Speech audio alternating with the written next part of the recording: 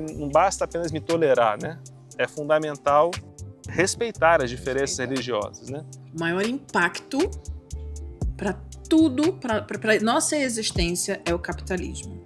Que a Umbanda é uma resposta objetiva a uma sociedade do consumo imediato. Tem uma frase do Mandela que diz que ninguém nasce racista, né? As pessoas aprendem a ser racista.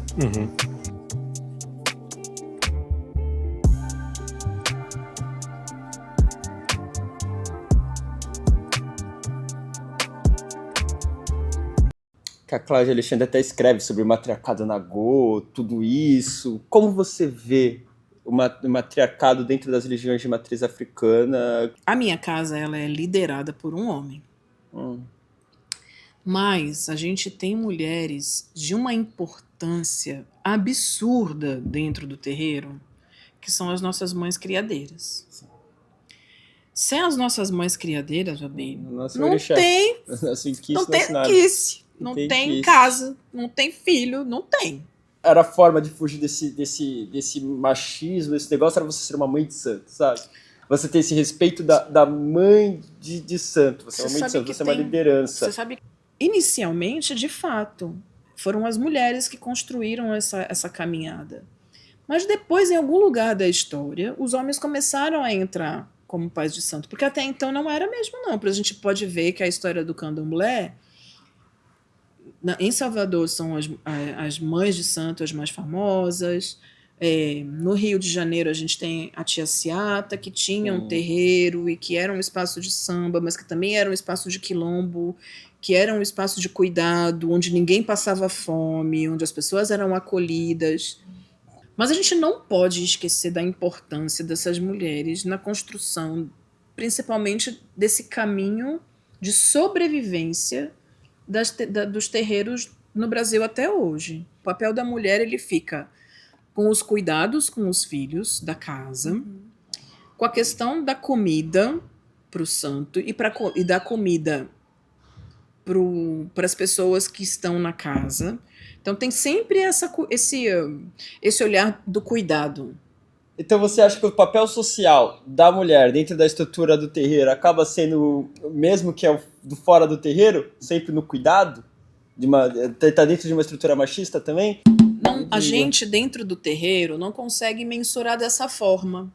Sim. Porque para nós esse cuidado faz parte de uma retribuição para o inquice. O machismo fica em outras esferas, que aí são esferas humanas, que saem do espaço do sagrado. A gente vai ter problema dentro do terreiro de macota com ciúme da outra macota. A gente vai ter muzenza que tem problema com a macota.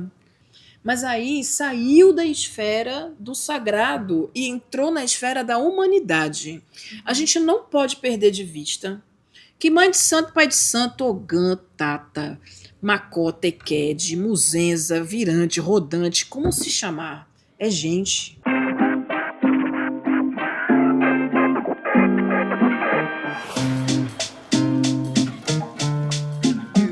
Sobre o processo de ubandização. Umbanização. A palavra é difícil, galera. A tese que eu resgato a leitura de umbanização é de 2011, né? Nós estamos gravando esse documentário em 2025, né? Então a gente está falando aí de 14 anos atrás. Tem um aspecto que eu acho muito interessante na umbanização, que a Umbanda é uma resposta objetiva a uma sociedade do consumo imediato. Vou tentar me fazer entender.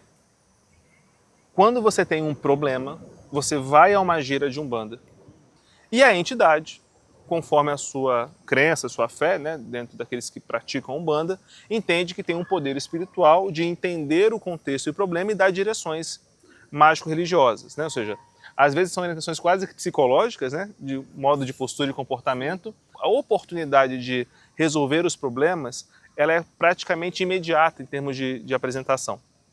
Esse fenômeno vai se multiplicando no universo das religiões populares. Então, muitas das práticas até que a gente vê em outros setores, como nos setores ditos pentecostais ou neopentecostais, fazem adaptações dessa prática umbandista para expressar sua religiosidade. Então existe uma inteligência ancestral na Umbanda muito interessante. É que ficou muito associada à Umbanda como uma religião que nasceu do Zélio Fernandinho de Moraes, que foi, né, já falecido, uma pessoa branca de classe média dentro do Rio de Janeiro. Isso aí, tanto no espaço religioso quanto no espaço acadêmico, criou-se uma discussão sobre o que seria a tal do embranquecimento ou empretecimento das religiões afro-brasileiras. E a Umbanda ocuparia esse papel de fazer uma espécie de embranquecimento dessas tradições. Quando honestamente eu vou para a prática religiosa, essas teorias se desconstroem, porque eu vejo muitas pessoas pretas, brancas, tanto no espaço do candomblé quanto na Umbanda, e não levam essa discussão a termo dentro do espaço terreiro. Mas as lentes da sociedade para interpretar isso acabaram usando a Umbanda como um fenômeno de embranquecimento dela, que, a meu ver, de maneira infeliz, muitas pessoas reproduzem essa lógica sem entender a essência, né, da prática umbandista, que de fato não está, a meu ver, preocupada com esse recorte de gênero. O que acontece é que a Umbanda, assim como o candomblé, mas nesse caso falando mais da Umbanda, é um laboratório da sociedade. O que acontece na sociedade ampla acontece na sociedade fechada. Então você vê, na época da ditadura, muitos terreiros de Umbanda sendo pró-ditadura. Quando você olha uma série de problemas de gênero, a Umbanda reproduzindo problemas de gênero. De racismo, isso sendo reproduzido a partir da lógica religiosa. Mas por ser influenciado pela sociedade racista, pela sociedade misógina que a gente tem, e não uma contribuição da religião para a sociedade. Então acho que são recortes diferentes. Uma coisa é a gente entender que as comunidades religiosas vão reproduzindo os preconceitos e as violências simbólicas que existem. Outra coisa é ela ser uma fomentadora.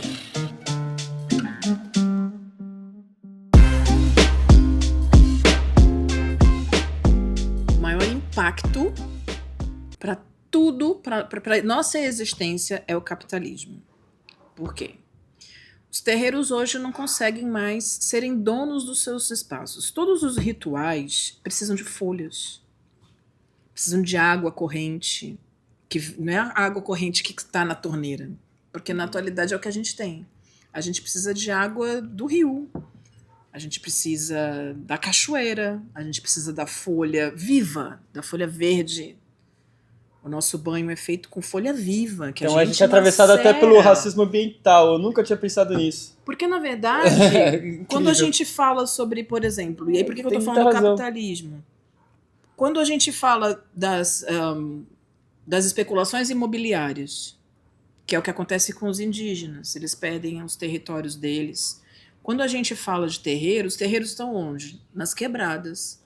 E o nosso documentário é isso, terreiros urbanos, essa ligação, como esses terreiros urbanos conseguem ainda se reconectar. Então esse ponto que você chegou tipo né? Você chegou no local do documentário, como esses terreiros urbanos conseguem ainda se manterem ativos, se manterem junto da religião, das suas tradições, com tudo isso. Quando a gente fala que o meio ambiente está sofrendo, e quando a gente olha para as periferias, que são os espaços onde a gente consegue, onde esses terreiros conseguem se constituir, e é onde está a maioria da população negra, a gente está falando de espaços que não tem água, de lugares onde não tem árvore, porque você vai para esses lugares, você não vê um espaço arborizado.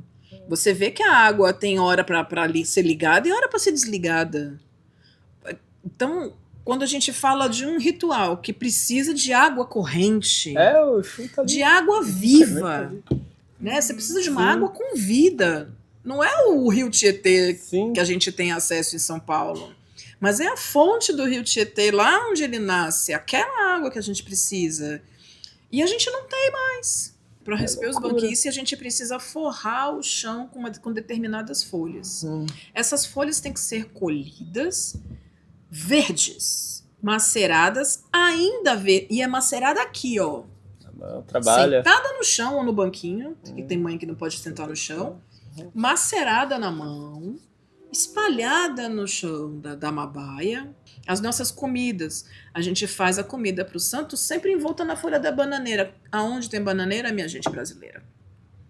Então é sempre um problema para a gente conseguir, para enfeitar a Mabaia para receber nas festas, a gente precisa achar uma série de coisas, folhas específicas que vão ser desfiadas para serem feitas como se fosse uma cortina verde.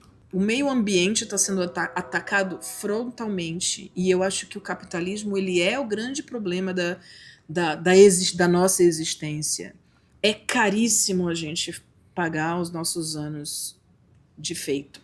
Também. Você tem uma noção, hoje o capitalismo é tão louco, tem locais que vendem bichos para candomblé que fazem rifas Olha de que feito. loucura. Rifa de cabra.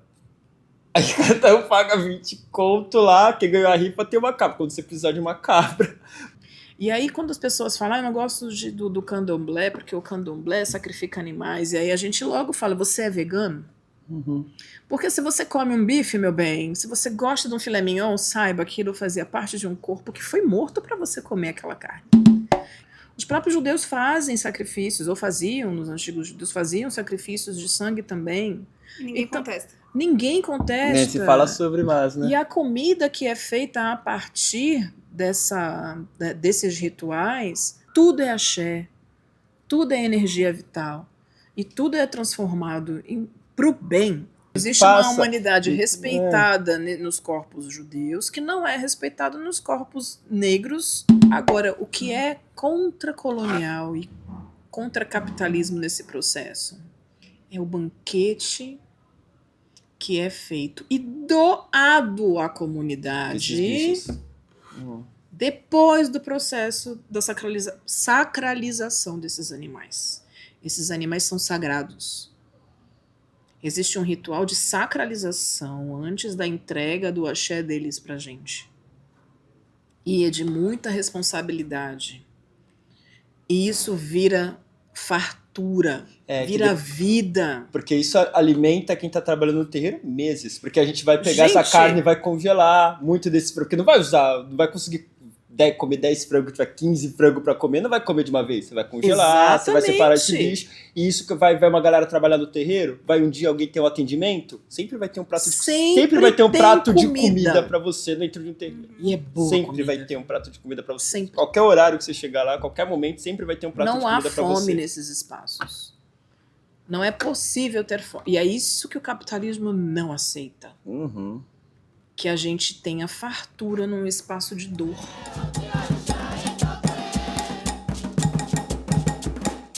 A gente fala muito no racismo religioso, né, que não basta apenas me tolerar, né? É fundamental respeitar as diferenças religiosas, né? Existe um porquê da tolerância religiosa, é uma construção histórica, é importante. Mas nós já estamos num momento de sociedade que o tolerar já não é mais suficiente. A gente precisa respeitar as religiões afro-brasileiras como elas são, como as religiões cristãs, islâmicas, judaicas e tudo mais. Então, lugar de fala é lugar sagrado. Dito isso, não necessariamente quem tem o lugar de fala tem o interesse e nem tem a obrigação de ter a profundidade técnica de compreender a complexidade do tema. É quase que exigir que toda mulher tem que saber falar sobre feminismo, que toda pessoa preta tem que saber fazer letramento das pessoas, que todo praticante de candomblé tem que saber explicar a religião dele para quem não é da religião, e assim sucessivamente. Agora, tem uma questão que para mim me incomoda bastante, que é a questão as questões de gênero, nesses gêneros que os mais velhos entendem como novos, e que na verdade não são novos. Então, quando a gente fala de transgeneridade, quando a gente fala de homossexualidade, qual é o lugar dessas pessoas dentro do terreiro? Como a gente está trabalhando isso? Essa é uma discussão importante, extremamente atual, e que a gente não tem uma resposta fechada para ela. Complicadíssimo, né? A gente não tem. Porque, primeiro, que as lideranças ainda não conseguiram entender esse universo da transgeneridade. Agora, tem uma coisa que eu tenho escutado de pais de lideranças religiosas do candomblé, e que eu acho que é por esse caminho que a gente tem que pensar. Inquice, orixá, Ele não liga pro seu gênero. Isso. Ele não liga pro É esse nosso ponto que eu ia chegar. gênero. Por que não definisse, não, Búzios? Se a pessoa Exatamente. fez uma transição, existe vamos Búzios de existe um novo. processo. E aí a Eliane falando, não é a Filha Eu de Santa, é só a Eliane falando. Também o ZK falando aqui. Para mim, o que é importante pensar é que se Inquice e Orixá não vê o nosso sexo, não vê o nosso gênero, não está preocupado com a nossa sexualidade, mas com o nosso sagrado. Tanto que na saída você usa duas roupas. Exatamente. Então, o que acontece? A gente precisa começar a ouvir mais esse tipo de orientação. O que o Búzio está dizendo? O que a sacralidade está dizendo? O que o espiritual está dizendo? E não o que eu, Eliane, mulher, cisgênero, hétero, acho que é moralmente aceito. Porque pode ser que essa questão da hierarquização ou dos lugares dentro do terreiro seja mais levada em consideração a partir dessa ética e moral cultural que nos impuseram do que uma ética do próprio Inquice. Não há resposta pronta para isso, mas é importante que a gente olhe para a resposta do sagrado. E as religiões afro-brasileiras têm no seu panteão africano deuses, deusas, deuses velhos, deusas novas, deuses trans, deuses não binários, deuses bissexuais, deuses homossexuais, deuses heterossexuais. Se essa potestade divina, se esse panteão de deuses e deusas ensinam isso para os seus filhos, como é que seus filhos vão ser racistas, misóginos, LGBTQIA+, fóbicos, etários, né? E todos esses recortes de preconceito social? Quem ouve o orixá, quem vive o orixá, vive de maneira mais justa e igualitária a sociedade por definição ética. Não é uma regra que está num papel, é uma experiência que está no corpo. Se você vira no orixá, vamos mais no candomblé, né? Como é que eu posso ser homofóbico? Se o Oxóssi tem, nos seus mitos, contatos com o Sangue, por exemplo. Um dos mitos, né, o Sangue se fecha na mata com o Oxóssi. Não foi para contar as estrelas. Então, independente de ser cis heteronormativo, como é que eu vou ser preconceituoso ou uma pessoa homossexual? O meu Deus não é. O meu Deus, ele tem essa característica, né? Então é um pouco desse lugar que para mim faz sentido atuar nesse campo. E é claro que tem coisas óbvias de ser ditas, né? Eu, por exemplo, sou um homem branco, cis, heteronormativo, que comecei em classe média baixa a minha vida e assim permaneço. É óbvio que uma série de preconceitos que, por ser da religião, naturalmente eu sofreria, eu não sofro por esta condição. Então, ter esta condição me traz privilégios. A questão é o que eu vou fazer com esse privilégio. Eu acho que, em relação ao lugar de fala, eu tenho que ter escuta ativa e empatia para tentar ajudar aquela pessoa que tem um lugar de fala sobre o assunto. E tendo um lugar de pesquisa e de conhecimento técnico, que contribuições, honestamente, eu posso oferecer para reverter ou para tentar minimizar essas violências várias que as pessoas sofrem dentro da questão do racismo religioso. E entender que esses privilégios já me colocam como uma pessoa preconceituosa a priori. Eu sou racista em alguma medida, eu sou machista em alguma medida, por questões estruturais, pela sociedade que a gente está. Então é um processo de contínua atenção a mim mesmo para extrair, expurgar essa chaga que tá instalada na nossa sociedade, que eu, por ter privilégios, eu reproduzo isso. Essa é a minha leitura, né, sobre o tema, né? Então é possível, mas tem que ter um diálogo constante, tanto com o lugar de fala quanto com o lugar técnico.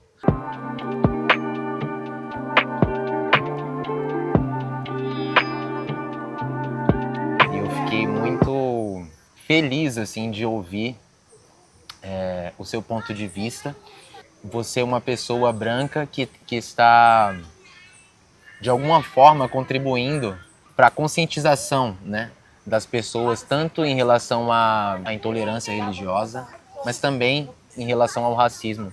E eu acho isso muito importante porque as pessoas brancas do nosso país e até do mundo em geral, elas foram responsáveis pelo racismo, né? Isso não tira também a responsabilidade das pessoas brancas de inverterem esses papéis, né?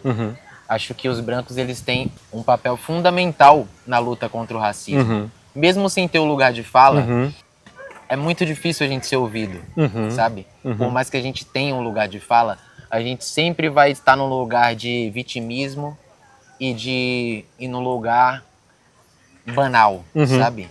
O meu Deus é preto. Meu Deus não é branco. Né? Eu sou filho de Oxóssi, né? Sou filho do caçador. E se eu acredito no orixá como eu acredito, quando eu dou o transe para ele, quando eu viro para o meu pai Odé, eu estou me conectando com essa energia ancestral. Essa energia ancestral, ela não nasceu na Grécia.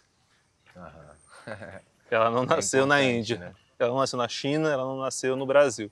Ela nasceu em solo africano, né? Inclusive que é um continente, né? Eu não tive acesso à cultura do meu próprio povo, sabe? Eu demorei para acessar isso. Que eu vivi tanta coisa na infância e que, tipo, eu não entendia o que era, né? Apesar das pessoas serem racistas, elas amam a cultura preta. Elas amam o samba. E às vezes elas não associam isso por falta de conhecimento e de discernimento, às vezes, sabe? Se você for parar para pensar, o rock é preto, mas teve apropriação cultural pelos brancos. O maracatu é preto, o jazz é preto, o blues é preto. Se você for em qualquer casa de jazz aqui em São Paulo hoje em dia, você vai ver um público branco e um lugar completamente elitizado, onde as pessoas pretas não têm acesso, porque é muito caro o ingresso, é muito caro para consumir nesse local, e se você vai, muitas vezes você acaba até sendo mal visto lá. É foda, não basta só a gente ocupar o lugar. Eu acho que tem que vir uma conscientização. E imagina só você, que vergonha, né? Que você vai passar de tipo, você vai num show de jazz, que é a cultura preta, com hip hop, que também é a cultura preta, e você ser racista, sabe? Você ser preconceituoso e minimizar aquilo, sendo que você está consumindo aquela cultura, né? Chega a ser hipocrisia também. Tem muito trabalho ainda pela frente para a gente conseguir conscientizar todo mundo de que o racismo é uma burrice, né? Mas ainda assim a galera consegue passar de geração em geração, né? Tem uma frase do Mandela que diz que ninguém nasce racista, né? As pessoas aprendem a ser racista. Então, dá para desaprender também, mas leva tempo, né? Talvez daqui a algumas gerações, quem sabe. O que me levou pro terreiro foi amor. Eu também. não tinha nenhum problema para resolver. Pensar nas nossas afinidades, nas nossas proximidades com esses lugares pretos, a diáspora ele é um universo à parte do universo negro, sabe? Nós somos oriundos de África, mas a gente criou uma negritude diferente, que não é apartada, mas ela construiu um outro modo de ser negro do mundo, que não se desliga de África, mas que se constitui a partir da própria diáspora. O Paul Gilroy fala disso, de que a gente se constitui diáspora no Atlântico.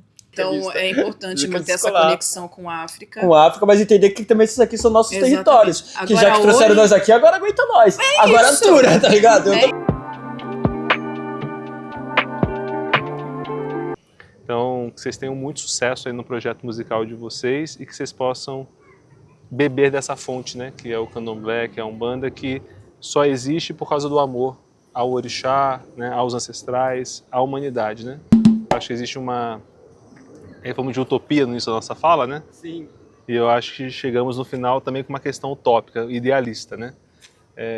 O orixá acredita radicalmente na nossa potência de amar e fazer uma sociedade mais justa e igualitária, né?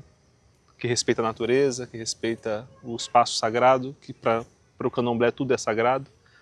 E a música, né, não tem preconceito, né? Tocou a nota, ela vai reverberar no espaço, né? Ela não seleciona onde ela vai chegar, né? Então que a música de vocês seja tão potente quanto o poder do orixá, que também não tem bloqueios, não tem obstáculos, né? Axé. Qual chega tem que chegar. Axé.